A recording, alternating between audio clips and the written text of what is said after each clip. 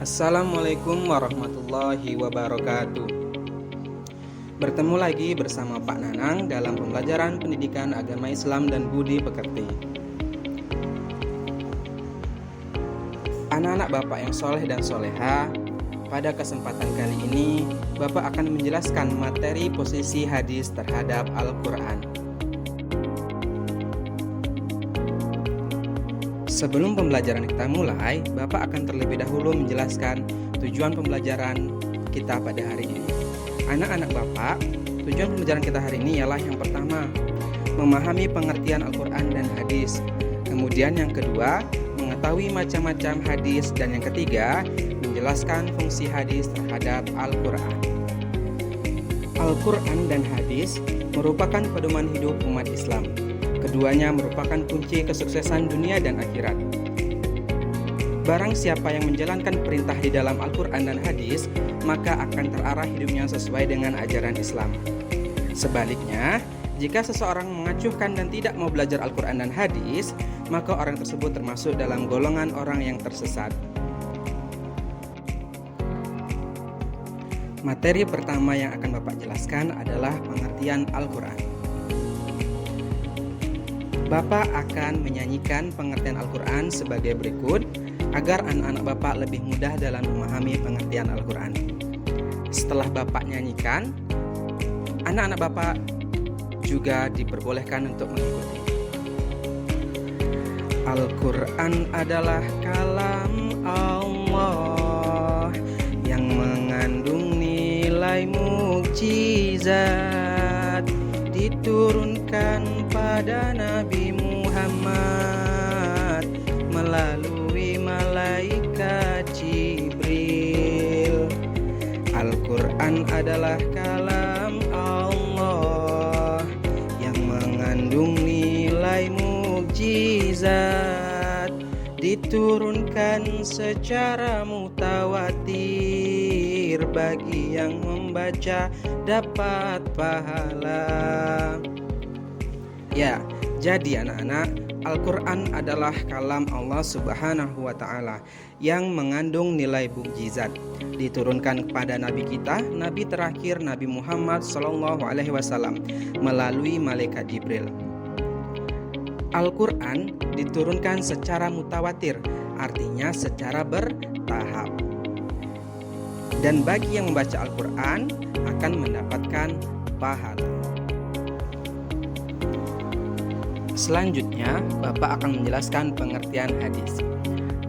Anak-anak Bapak yang soleh dan soleha, secara bahasa hadis berasal dari bahasa Arab at-tahdis, yang artinya pembicaraan. Adapun secara istilah, hadis menurut Mahmud Tahan adalah sesuatu yang disandarkan kepada Nabi Muhammad SAW, baik berupa perkataan atau perbuatan, serta persetujuan dan sifat. Anak-anak Bapak, ada beberapa penjelasan yang memiliki arti sama atau sinonim dengan pengertian hadis, yaitu yang pertama sunnah. Sunnah adalah semua yang bersumber dari Nabi Muhammad SAW, baik berupa perkataan, perbuatan, takrir, tabiat, budi pekerti, atau perjalanan hidup Nabi Muhammad SAW.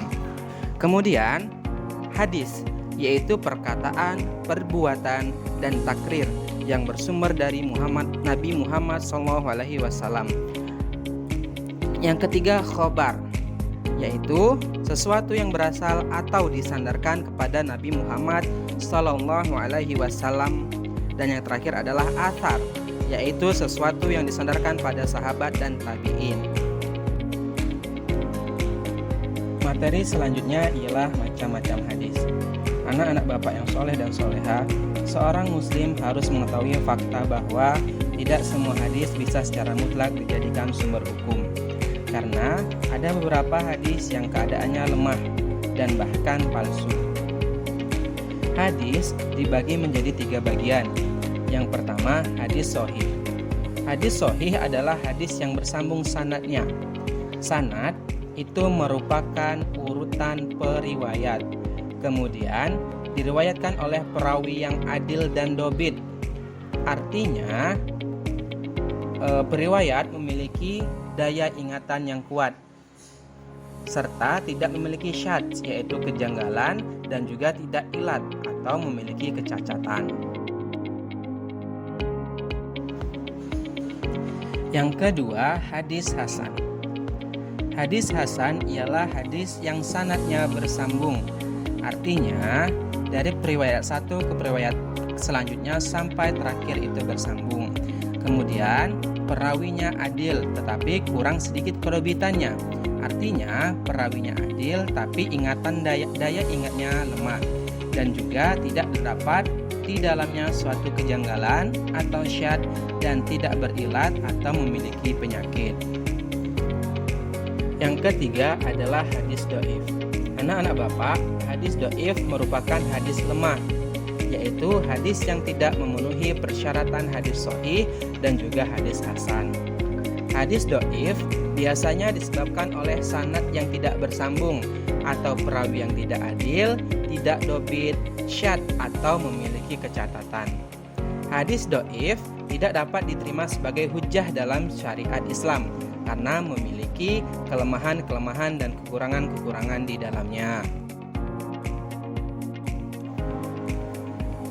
Materi keempat yang akan Bapak jelaskan adalah fungsi hadis terhadap Al-Quran. Anak-anak Bapak yang soleh dan solehah, perlu kalian ketahui bahwasanya secara umum fungsi hadis terhadap Al-Quran itu ada 4. Yang pertama, bayan at-takrir. Yang kedua, bayan at-tafsir. Yang ketiga, bayan at-tashri'. Dan yang keempat, bayan an-nasakh.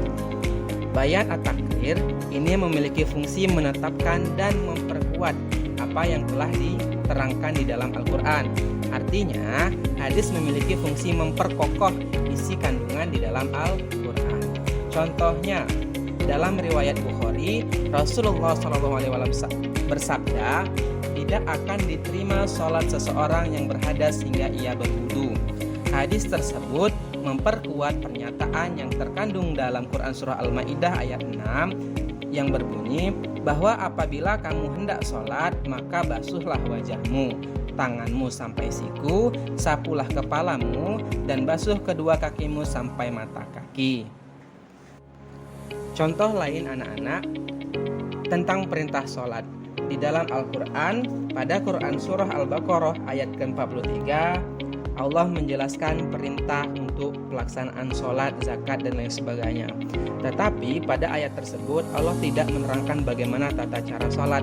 Oleh sebab itu, hadis Rasulullah berfungsi memperkokoh dan memperjelas. Sebagaimana Rasulullah bersabda, "Sholu kama ra'aitumuni usolli." Sholatlah sebagaimana aku sholat. Jadi ayat tentang perintah sholat tadi dikokohkan dengan hadis Rasulullah tentang tata cara sholat yang dicontohkan langsung oleh beliau. Fungsi hadis terhadap Al-Quran yang kedua adalah bayan at-tafsir. Bayan at-tafsir memiliki fungsi sebagai penjelas dan perinci serta menafsirkan ayat-ayat Al-Quran yang masih bersifat global atau mujmal. Kemudian memberikan batasan atau takyid terhadap ayat-ayat Al-Quran yang bersifat mutlak dan mengkhususkan atau yang bersifat umum. Contohnya, penjelasan Nabi Muhammad SAW mengenai hukum pencurian pada Quran Surah Al-Ma'idah ayat 38. Dalam Al-Quran, Allah Subhanahu wa Ta'ala memerintahkan hukuman bagi seorang pencuri dengan memotong tangannya. Ayat ini bersifat umum. Kemudian Nabi Muhammad SAW memberikan batasan bahwa yang dipotong dari pergelangan tangan. Artinya, ketika di dalam Al-Quran diterangkan bahwa hukuman bagi seorang pencuri adalah memotong tangannya, Nabi Muhammad menjelaskan bahwa maksud dari memotong tangannya yaitu dari pergelangan tangan. Fungsi hadis terhadap Al-Quran yang ketiga adalah bayan at-tashri'. Fungsi hadis pada bayan at-tashri' ialah memberikan kepastian hukum Islam yang tidak ada di dalam Al-Quran.